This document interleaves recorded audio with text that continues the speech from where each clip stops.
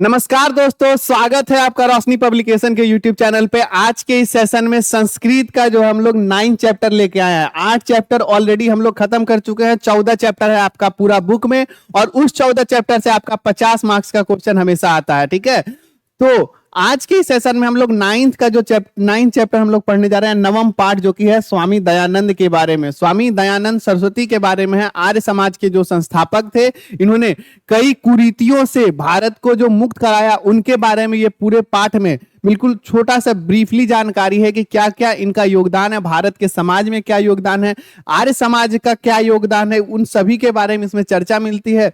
तो ना सिर्फ आपको स्वामी दयानंद के व्यक्तित्व के बारे में इसमें जानने को मिलेगा, बल्कि आपका एक चैप्टर भी बहुत अच्छा है, पूरा कंप्लीट करके जाइएगा। इससे भी लगभग हमेशा ऑब्जेक्टिव में क्वेश्चन आते हैं, सब्जेक्टिव में भी आपका इसमें क्वेश्चन आने का बहुत ज्यादा चांसेस है।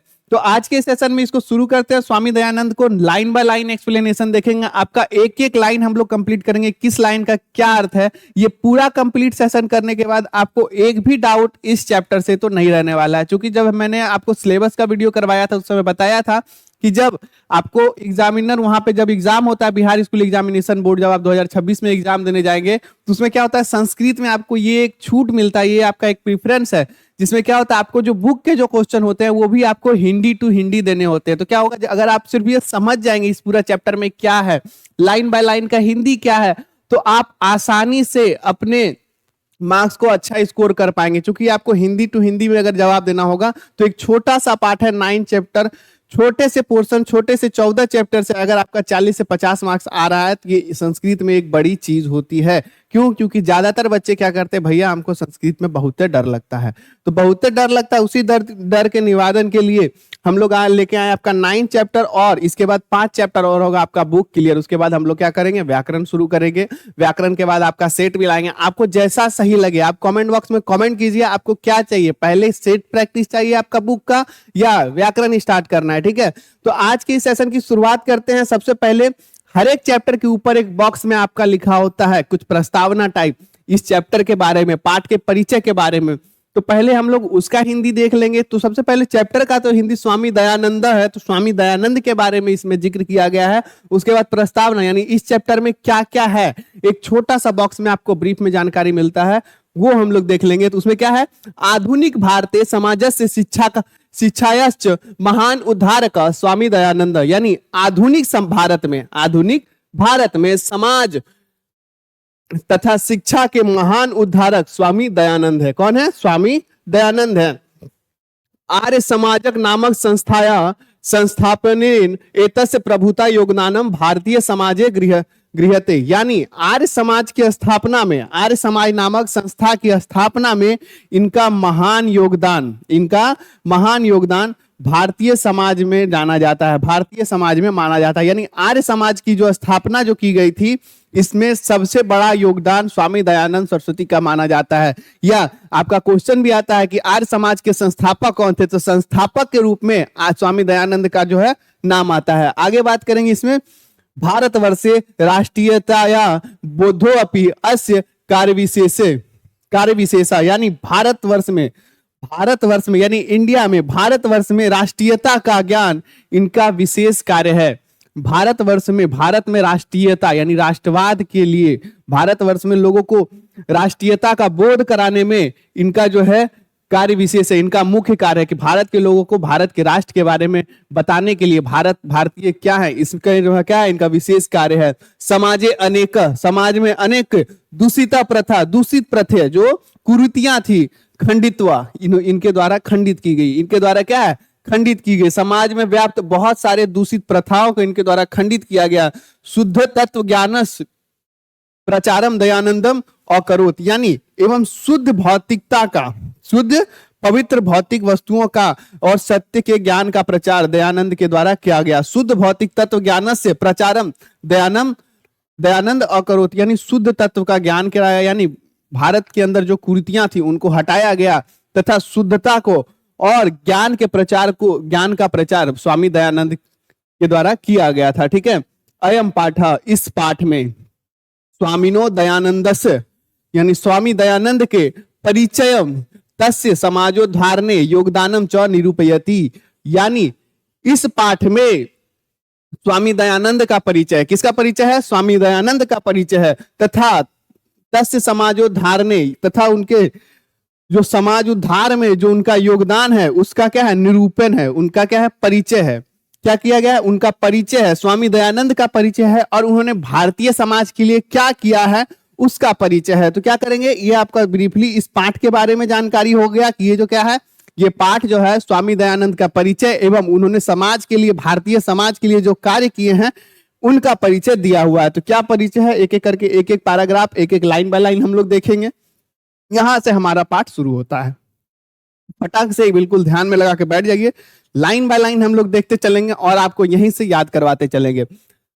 मध्यकाले नाना कुत्सी तरितया भारतीयम समाजनम अदूषणम, यानी मध्यकाल में विभिन्न प्रकार की कुरीतियां भारतीय समाज को दूषित कर रही थी। क्या कर रही थी? दूषित कर रही थी। बहुत सारी जो कुरीतियां थी भारतीय समाज में व्याप्त थी और वो भारत के समाज को दूषित कर रही थी। जातिवाद कृतम वैषम्यम, यानी जातिवाद में जो विषमता थी, जातिवाद तो प्राचीन समाज में जो जातिवाद से उत्पन्न जो विषमता थी, वो अगड़ा है, वो पिछड़ा है, वो ब्राह्मण है, वो वैश्य है, वो शूद्र है, वो क्षत्रिय है, इन सभी में जो ऊंच नीच का भाव था उसके बारे में, अस्पृश्यता यानी छुआछूत, धर्म कार्यसु आडंबर, यानी धार्मिक कार्य के नाम पर जो आडंबर हो रहा था, जो दिखावा चल रहा था उसके बारे में, स्त्री नाम अशिक्षा, यानी स्त्रियों की अशिक्षा, विधवानाम गृहीतम स्थिति, यानी जो विधवाओं की जो घर की स्थिति थी, क्या क्या थी? सती प्रथा थी। क्या थी? सती प्रथा थी। अगर एक तो पहले बाल विवाह हो जाता था, उसके बाद अगर उसका पति मर जाता था तो सती होना पड़ता था। अगर सती नहीं होती थी तो वो उनकी जो घर की स्थिति होती थी उनको समाज से दरकिनार कर दिया जाता था। क्या हो जाता था? उनको समाज से दरकिनार कर दिया जाता था। तो विधवाओं की स्थिति, शिक्षा अव्याप्यता इत्यादि, यानी शिक्षा की अव्याप्यता, यानी जो उच्च वर्ग के लोग थे शिक्षा सिर्फ उन्हीं के पास थी, जो उच्च जाति के लोग थे शिक्षा सिर्फ उन्हीं के पास थी, यानी शिक्षा सभी जगह व्याप्त नहीं थी। जिस तरह अभी के टाइम में शिक्षा सबके लिए उपलब्ध है। क्या है? शिक्षा सबके लिए उपलब्ध है, सभी के लिए शिक्षा अनिवार्य है, लेकिन उस समय जो है शिक्षा अव्याप्त थी, यानी शिक्षा सभी जगह व्याप्त नहीं थी। दोषा प्राचीन समाजे आसन, इस तरह के दोष प्राचीन समाज में थे। इस तरह के दोष प्राचीन समाज में थे। कौन कौन से दोष? जातिवाद, अस्पृश्यता, धर्मकार में आडंबर, स्त्री अशिक्षा, विधवा की घर की स्थिति, शिक्षा की अव्याप्तता, इस तरह के दोष क्या थे? प्राचीन काल में थे। अतः अनेके दलिता हिंदू समाजम तिरस्कृत्य धर्मांतरम स्वीकृतवांत, यानी अतः इन सभी ये जो दोष थे तो उसके कारण क्या हुआ? अनेके दलित, बहुत सारे दलित जो थे, जो पिछड़े जाति के लोग थे, उन पर जब अत्याचार हो रहा था तो हिंदू समाज को छोड़कर वो क्या कर रहे थे? हिंदू समाज को छोड़कर धर्मांतरण कर रहे थे, दूसरे धर्म को स्वीकार कर रहे थे। हिंदू धर्म को छोड़कर दूसरे धर्म को स्वीकार कर रहे थे। एतादृशे विस्मय काले 19वीं शतके केचन धर्मोद्धारक सत्यावेशीन समाजस्य वैश्मी निवारक भारतीय वर्षे प्रदुर्भावान, यानी यही सब स्थिति को देखकर, इन सारी कुरीतियों को देखकर एवं जो भी दूसरे धर्मांतरण किया जा रहा था, भारत जो हिंदू धर्म के लोग थे जो दूसरे धर्म में जा रहे थे, उन सभी को देखकर, एतादृश्य ऐसे विषम काल को देखकर, ठीक है, इस प्रतिकूल समय को देखकर 19वीं सदी के, यानी 19वीं शताब्दी में, 19वीं शताब्दी बोले तो 1800 लेके 1899 तक का जो समय था, या 1801 से 1900 तक का जो समय है, 1800 वाला जो समय है वो 19वीं शताब्दी में कुछ धर्म के उद्धारक, केचन धर्मोद्धारक, यानी कुछ धर्म के उद्धार करने वाले सत्यान्वेषी और समाज में विषमता को हटाने वाले भारत में बहुत सारे लोगों का प्रादुर्भाव हुआ, बहुत सारे समाज उद्धारक का प्रादुर्भाव हुआ, जिन्होंने अपने थॉट से, अपने लेखनी से, अपने कार्यों से इस समाज को कुरीतियों से मुक्त कराया। ठीक है, तेनु नूना स्वामी दयानंद विचारणम व्यापकत्वात् समाजोद्धारणस्य संकल्पाच शिखर स्थानीय, यानी उन्हीं सब में से निश्चित रूप से स्वामी दयानंद के जो विचार की जो विशालता थी, उनकी जो स्वामी दयानंद के विचार जो जिस तरह फैल रहे थे, सबसे ज्यादा किनके विचार फैले? स्वामी दयानंद के जो विचार थे उनकी व्यापकता के कारण जो है समाजोद्धारक के संकल्प एवं समाज उद्धार में जो उनका संकल्प था उसमें जो है उनका जो स्थान है, उनका जो है सर्वोच्च स्थान उन्हें प्राप्त हुआ। जो 19वीं सदी में जो बहुत सारे समाज उद्धारक का जो जन्म हुआ, स्वामी दयानंद के अलावा भी जो कुछ और लोग भी थे, लेकिन उन सब में स्वामी दयानंद का जो स्थान है वो सर्वोच्च शिखर पे है। सर्वोच्च शिखर पे इनके जो कार्य है, इनके जो प्रयास हैं, वो क्या है? सबसे ज्यादा देखने लायक हैं, सबसे ज्यादा व्याप्त हैं, सबसे ज्यादा फैलने वाले। ठीक है, इनके विचारों से प्रभावित सबसे अधिक लोग हुए। स्वामिना जन्म। अब स्वामी दयानंद के बारे में अभी क्या था? भारत में मध्यकाल की स्थिति को आपको बताया गया। बहुत सारी कुरीतियां थी, धर्मांतरण हो रहे थे, हिंदू धर्म को छोड़कर अलग धर्म अपना रहे थे लोग। उस समय बहुत सारे जो महापुरुषों का जन्म हुआ जो इन सारी कुरीतियों को हटाने में हेल्प किए। उन्हीं में से सर्वोच्च शिखर किसका था? सबसे ऊंचा स्थान है स्वामी दयानंद का। और अब बात करेंगे हम लोग स्वामी दयानंद के बारे में। स्वामिना यानी स्वामी जी का, मिटो यार, हाँ।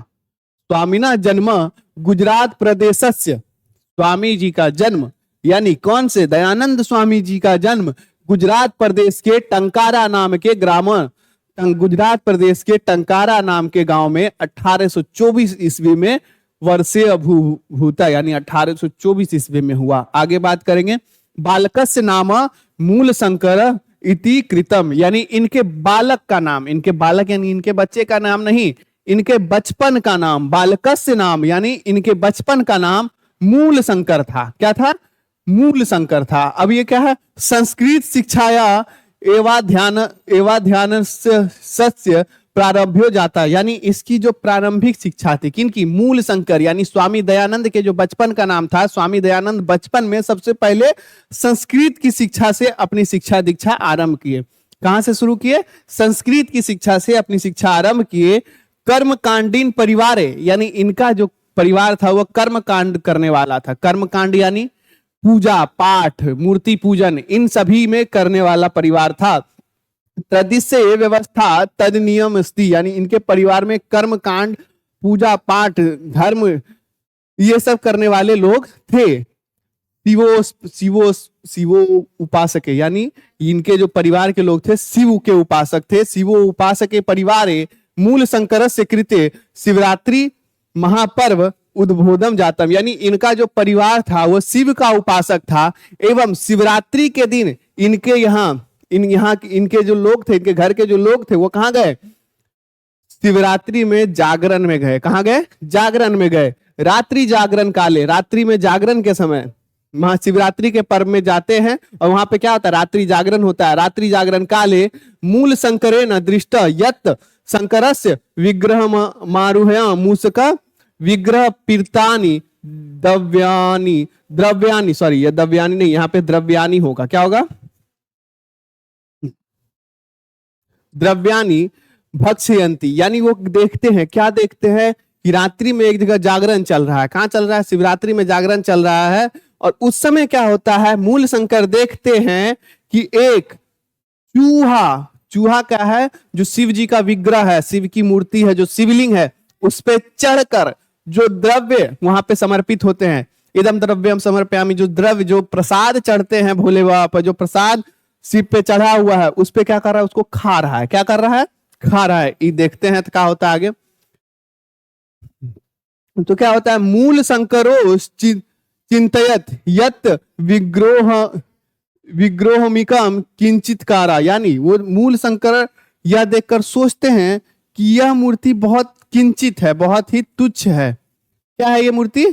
बहुत ही तुच्छ है और बहुत ही साधारण है। वस्तुतः देव प्रतियायाम नास्ति, यह कोई देवता की प्रतिमा नहीं है। क्यों? क्योंकि उस पे जो देवता की प्रतिमा पे चढ़ के क्या कर रहा था? चूहा खा रहा था। क्या खा रहा था? उन पे जो प्रसाद चढ़ा हुआ था वह खा रहा था। यह वस्तुतः देव प्रतिमा नास्ति, यह देवता की प्रतिमा नहीं है। रात्रि जागरण विहाय, यानी रात में जो जागरण चल रहा था उसको छोड़कर मूल शंकर गृहगत, घर चले गए। क्या किए? वहीं पे रात्रि जागरण को छोड़कर जो मूल शंकर थे, जो स्वामी दयानंद थे, वो क्या किए? घर चले गए। और क्या हुआ? यत एव मूल शंकर से मूर्ति पूजा प्रति अनास्था जाता। यहीं से मूल शंकर के मन में क्या हुआ?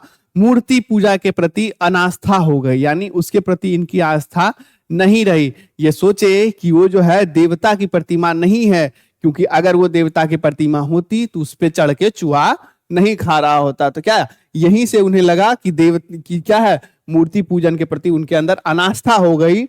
वर्ष द्वयाभ्यंतरे, यानी 2 वर्ष के भीतर ही एव तस्य प्रियाया स्वसुनिर्धनम जातम, यानी 2 वर्ष के भीतर ही इनके प्रिय जो बहन थी, 2 वर्ष के भीतर ही इनकी एक प्रिय जो बहन थी उनकी मृत्यु हो जाती है। क्या हो जाती है? मृत्यु हो जाती है। कई लोग कहते हैं कि स्वामी दयानंद के क्या है यहाँ पे प्रियाया, उनकी जो प्रिय थी, प्रेमिका थी, या फिर कई लोग कहते हैं उनकी पत्नी की, जबकि ऐसा नहीं है। स्वामी दयानंद क्या है, शादी ही नहीं किए थे, तो उनकी पत्नी का तो सवाल ही नहीं होता है। तो क्या है? वर्ष द्वयाभ्यंतरे एव तस्य प्रियाया, यानी उनकी जो बहन थी उसका क्या है? स्वर्गवास हो जाता है। वो क्या है? उनकी मृत्यु हो जाती है। तत्मूल शंकरे वैराग्य भव समागत, तब वो क्या करते हैं? इसके बाद जो है मूल शंकर के जीवन में चेंजेस आते हैं, बदलाव आता है। और वे क्या करते हैं? तत्मूल शंकर वैराग्य भव समागत, यानी वो वैराग्य की ओर चलते हैं। किधर चलते हैं?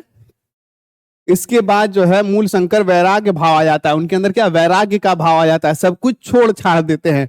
गृह परित्याज, घर छोड़ देते हैं। विभिन्न नाम विदुषाम संत साधुनश्च समागतो रमनो असो मथुरायाम विरजानंदनस्य प्रज्ञा चक्षुना विदुषा समीपागतम, यानी घर को छोड़कर विभिन्न विदुषम यानी विद्वान, संतम संत, विद्वान संत साधु के संगत में घूमते हुए कहाँ आ जाते हैं? मथुरा में कहा? मथुरा में विरजानंद के यहाँ चले आते हैं, जो कि क्या है? प्रज्ञा चक्षु, जिनकी नेत्र नहीं होती है, उनके वैसे विद्वान के पास आके रहने लगते हैं। कहा? मथुरा में विरजानंदन के समीप आके रहने जाते हैं, जो कि एक विद्वान थे लेकिन वो नेत्रहीन थे। ठीक है, आगे बात करेंगे। तस्मात् अर्ष ग्रंथानाम धन्यम प्रारभ्यात, वहां उन्होंने अनेक अर्ष ग्रंथों का अध्ययन किया। वो अर्ष ग्रंथ क्या होते हैं? अर्ष ग्रंथ वैसा ग्रंथ होता है जो महान ऋषि मुनियों के द्वारा लिखा गया। आप नॉर्मली समझिए वेद पुराण ये सभी अर्ष ग्रंथ के अंतर्गत आते हैं, यानी वहां पे उन्होंने अनेक वेदों पुराणों का अध्ययन किया। विरजानंदनस्य उपदेशात वैदिक धर्मस्य प्रचारे सतस्य प्रसारे च स्वजीवनम स्वपरितवान, यानी विरजानंद के उपदेश से वैदिक धर्म का प्रचार के साथ तथा सत्य का भी प्रचार किया। वैदिक धर्म का प्रचार किया, सत्य का प्रचार प्रसार किया। इन्होंने अपने जीवन को अर्पित कर दिया और एवं इन्हीं सब में धर्म का प्रचार, सत्य का प्रचार, इन सभी के प्रचार प्रसार में ही स्वामी दयानंद ने अपना समस्त जीवन क्या है? अर्पित कर दिया। यत्र तत्र, यहाँ वहां, धर्म आडंबरम, यानी धर्म के लिए जो आडंबर होते थे, जो दिखावा होता था, उसके प्रति खंडन मपी, यानी धर्म के प्रति जो दिखावा होता था उसका इन्होंने खंडन किया। स्वचाकर अनेके पंडिता तेन पराजिता तस्य मते च दीक्षिता, इन्होंने अनेक विद्वान को जो है, जो इस तरह का सपोर्ट करते थे, जो दिखावे का सपोर्ट करते थे, इन्होंने उनको पराजित हुआ और इनके मत से दीक्षित हुए एवं इनके मत से प्रभावित भी हुए वे लोग। ठीक है, आगे आते हैं हम लोग स्त्री शिक्षायाम। अब यहाँ से क्या है? इनके जीवन परिचय के बारे में बात हो गई यहाँ पे कि वो कैसे उनका जीवन आगे बढ़ा। ठीक है, कि कैसे अपना जन्म हुआ, जन्म के बाद इन्होंने मूर्ति पूजा के प्रति इनकी जो अनास्था हुई, उनके बाद इनकी बहन की मृत्यु हुई, उसके बाद ये वैराग्य को लौटे। ठीक है, वहां पे इन्होंने अनेक धर्म ग्रंथों का इन्होंने अध्ययन किया एवं इसके कह सकते हैं गुरु जी का क्या नाम था उनका? विरजानंदन। क्या है? विरजानंदन के प्रति ये समर्पित हुए। मथुरा के थे ये, जो कि नेत्रहीन थे, एवं उन्हीं के सानिध्य में बहुत सारे ग्रंथों एवं वेदों का अध्ययन करने के पश्चात कई विद्वानों को भी इन्होंने पराजित किया। ठीक है, उसके बाद अब क्या है, समाज में इनका क्या है, योगदान के बारे में है। स्त्री शिक्षाया, स्त्री की शिक्षा, विधवा विवाहस्य यानी विधवाओं के विवाह, मूर्ति पूजन खंडनस्य यानी मूर्ति पूजन का खंडन, और अस्पृश्यता यानी छुआछूत और बाल विवाह च निवारणस्य तेन महान प्रयास विभिन्न समाजोद्धारक सहकृतम। इन्होंने विभिन्न समाज में कई कुरीतियों को इन सभी से हटाया, उस समाज से हटाया, उन समाज का इन सभी कुरीतियों से उनका उद्धार किया, उन्हें हटाया। किससे? स्त्री शिक्षा। स्त्री शिक्षा जो है, स्त्री शिक्षा का इन्होंने सपोर्ट किया। विधवा विवाह, मूर्ति पूजन का इन्होंने खंडन किया, और स्पृश्यता यानी छुआछूत का इन्होंने खंडन किया, बाल विवाह का खंडन किया। इन सभी का निवारण के लिए इन्होंने अन्य समाज सुधारकों के साथ मिलकर बहुत सारे प्रयास किए। क्या किए? बहुत सारे प्रयास किए। स्वसिद्धांतनाम संकलनाय सत्यार्थ प्रकाश नामकम ग्रंथ राष्ट्रभाषायां विचारस्य स्वनुयायनम स महान उपकारम चाकर। यानी इनके जो खुद के जो सिद्धांत थे, इनके जो खुद के जो सिद्धांत थे, इतनी सारी दीक्षा ग्रहण करने के बाद इनके मन में जो सिद्धांत थे, इनके मन के जो विचार थे, उनका संकलन इन्होंने स्वयं के राष्ट्रभाषा में सत्यार्थ प्रकाश नामक ग्रंथ की रचना की। क्या क्वेश्चन भी आता है, सत्यार्थ प्रकाश किसकी रचना है? स्वामी दयानंद सरस्वती की रचना है। स्वामी दयानंद सरस्वती की रचना है। सत्यार्थ प्रकाश नामक ग्रंथ की रचना की, और वो कैसे? अपने राष्ट्रभाषा में थे, जो कि इन्होंने अपनी अनुयायियों के लिए जो है, इनको जो सपोर्टर थे, इनके जो शिष्य थे, उन पर इन्होंने बहुत बड़ा उपकार किया। अपने जो थॉट्स थे उनको एक पुस्तक के रूप में, जिसका नाम था सत्यार्थ प्रकाश के रूप में, इन्होंने अपने अनुयायियों पे क्या है, उपकार किया। आगे बात करेंगे। किंच वेदांत प्रति सर्वेशाम, किंच वेदांत प्रति सर्वेशाम धर्मानुयायन ध्यानाकर्षणम स्वयं वेद भाषानी संस्कृत हिंदी भाषायो रचितवान। अब इसमें क्या कहेंगे? वेदों के प्रति सभी धर्मानुयायियों का ध्यान आकृष्ट करते हुए स्वयं इन्होंने संस्कृत एवं हिंदी भाषा में वेदाभ्यास की रचना की। क्या है? वेदों के प्रति सभी का ध्यान आकृष्ट हो, तो इन्होंने क्या? वेदाभास की भी रचना की। किसमें? संस्कृत एवं हिंदी भाषा में वेदाभास की भी रचना की। तो इनकी क्या क्या रचना है? सत्यार्थ प्रकाश और वेदाभ्यास। किनकी रचना है? स्वामी दयानंद की रचना है। आगे बात करेंगे। प्राचीन शिक्षायाम दोषनम दर्शयित्वा नवीनम शिक्षायाम पद्धति स्वादर्शयात। यानी क्या कहते हैं कि प्राचीन शिक्षा के जो दोष थे उनको दिखाकर इन्होंने नवीन शिक्षा पद्धति का मार्ग दिखलाया। यानी प्राचीन शिक्षा पद्धति के जो दोष थे उनका निवारण कर इन्होंने जो नवीन शिक्षा पद्धति लाई, उसी को स्वसिद्धांतनम क्रियान्वयनाय, यानी अपने सिद्धांत के क्रियान्वयन के लिए 1875 ईस्वी में मुंबई नगरे, यानी मुंबई नगर में आर्य समाजस्य संस्थाया स्थापनम कृत्वा अनुयायिना कृते मूर्त रूपेण समाजस्य संशोधन उद्देश्य प्रकटयान। यानी 1875 ईस्वी में इन्होंने अपने जो उद्देश्य थे, अपने जो सिद्धांत थे, उनके क्रियान्वयन के लिए, कि जो अपने जो भारत में जो कुरीतियां हैं उनको दूर करने के लिए 1875 ईस्वी में मुंबई महानगर में इन्होंने आर्य समाज नामक संस्था की स्थापना की एवं अपने अनुयायियों के लिए संशोधन का उद्देश्य को स्पष्ट किया। अपने उद्देश्य को स्पष्ट किया कि हमें क्या संशोधित करना है, हमें इस समाज को किस और लेके जाना है। 1875 ईस्वी में इन्होंने आर्य समाज की स्थापना जो मुंबई में की थी, वहां पे इन्होंने ये स्पष्ट किया। आगे बात करेंगे। संप्रति आर्य समाजस्य शाखा प्रशाखाश्च देशे विदेशे चु प्रायेण प्रति नगरम वर्तते। यानी वो संप्रति यानी वर्तमान समय में आर्य समाज के जो शाखा हैं, जो ब्रांचेस हैं, प्रशाखा हैं, जो और भी आर्य समाज के जो शाखा एवं प्रशाखा हैं, देशे यानी देश में, विदेश में, प्रायन प्रति नगरे, और प्राय हर नगर में है। कहां? आर्य समाज की जो शाखाएं हैं वो हर नगर में है। आगे सर्वत्र समाज दूषानी शिक्षा मलानी च शोधयंत, यानी सभी जगह समाज के सुधार में, शिक्षा के सुधार में यह आर्य समाज कार्य कर रहा है। क्या कर रहा है? कार्य कर रहा है। शिक्षा पद्धतो गुरुकुल नाम DAV और विद्यालय यांश समूह स्वामिनो दयानंद समृत्यो अनंतरे प्रारब्ध तदनुयायी भी। यानी शिक्षा के क्षेत्र में, शिक्षा पद्धति में, शिक्षा के क्षेत्र में उनके अनुयायियों के द्वारा DAV एवं गुरुकुल नामक विद्यालय समूह के विद्यालय समूह की स्थापना की गई, किसके द्वारा? स्वामी दयानंद के अनुयायियों के द्वारा। क्यों? क्योंकि यह 1883 के बाद हुई। स्वामी दयानंद के ही नाम पे, स्वामी दयानंद के अनुयायियों के द्वारा इनके मृत्यु के पश्चात डीएवी एवं डीएवी एवं गुरुकुल नामक विद्यालय का जो समूह है उनकी स्थापना की गई। ठीक, वर्तमान शिक्षा पद्धति यानी वर्तमान शिक्षा पद्धति में और समाज से प्रवर्तन यानी समाज को आगे बढ़ाने में चौ दयानंद से आर्य समाज से चौ योगदानम सदा स्मरणीय मस्ती, यानी स्वामी दयानंद एवं आर्य समाज के योगदान को सदा स्मरण किया जाता है। यानी वर्तमान शिक्षा पद्धति और समाज के उद्धार यानी समाज को आगे बढ़ाने में समाज का जो योगदान आर्य समाज का जो योगदान है और स्वामी दयानंद का जो योगदान है उसे हमेशा याद किया जाता है। तो आई होप ये पूरा चैप्टर आपका खत्म हो गया है। आई होप आपको बहुत अच्छे से लाइन बाय लाइन एक्सप्लेन जो किए हैं वो बहुत अच्छे से समझ में आया होगा। और आज के इस सेशन में तो फिलहाल इतना ही। हम लोग जल्द ही आपका जो 10th चैप्टर है, 14 चैप्टर आपका जो संस्कृत में है जिससे आपका 40 से 50 नंबर का क्वेश्चन आता है, हम लोग जल्द ही सभी 14 चैप्टर खत्म करने का प्रयास करेंगे ताकि जितना जल्दी आपका संस्कृत वाला पोर्शन क्लियर हो जाएगा उतना ही और अच्छे से आप दूसरे सब्जेक्ट पे फोकस कर पाएंगे एवं संस्कृत का आपका टेंशन खत्म हो जाएगा। तो आज के इस सेशन में तो फिलहाल इतना ही। जाते जाते आपके लिए मैं बताना चाहूंगा रोशनी पब्लिकेशन की जो हमारी बुक है कैप्टन गोधुली, पीयूषम, वर्णिका, ये सभी को आप हमारे ऑफिशियल वेबसाइट फ्लिपकार्ट, अमेजॉन एवं अपने नजदीकी बुक स्टोर से परचेज कर सकते हैं, जो कि आपका क्रैश कोर्स भी है और इसके अलावा जो क्वेश्चन बैंक भी है आप इसे भी हमारे ऑफिशियल वेबसाइट फ्लिपकार्ट, अमेजॉन एवं नजदीकी बुक स्टोर से परचेज कर सकते हैं। तो आज के इस सेशन में इतना ही। मिलते हैं अगले वीडियो में, तब तक के लिए जय हिंद, जय भारत।